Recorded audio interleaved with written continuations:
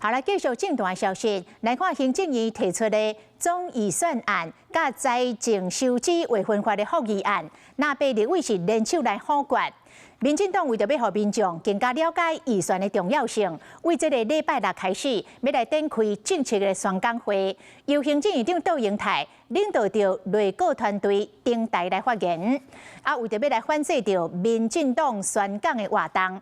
民众党嘛来宣布，3月23为新北市开始举办宣讲。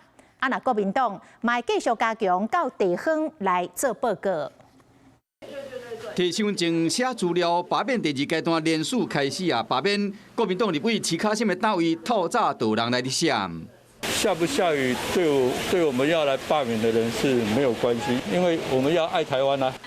加上众议选甲财委发的复议案，昨和南北联手封杀嘛，继续替罢免的行动添查。民进党团做好适限的准备，党中央嘛规划一系列的反制措施。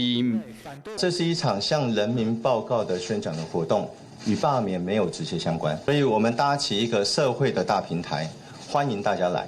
8场正式的宣讲会，民进党秘书长林佑昌宣布讲，3月15头一站伫台中过顶港到中立，22下晡伫花莲，暗时伫台北，23台南，月底伫新竹高雄，最后一场是伫新北。包括行政院长杜英泰所带的行政团队，配合地方的民意代表百工百业，拢会集合做宣讲的嘉宾，强化论述。国民党甲民众党嘛决定要出手反制。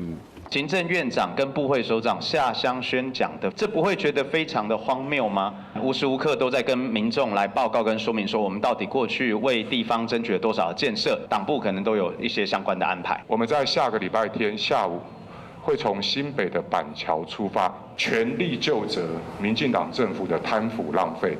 民众党规划3月23头一场的宣讲，为党主席黄国昌的责任区邦桥出发，国会复议案延伸到罢免的热战，拿立法继续战。Hello， 我是庄慧琪。想要抢先掌握最及时的新闻资讯吗？赶快订阅、按赞、开启小铃铛，锁定华视新闻 YouTube 频道。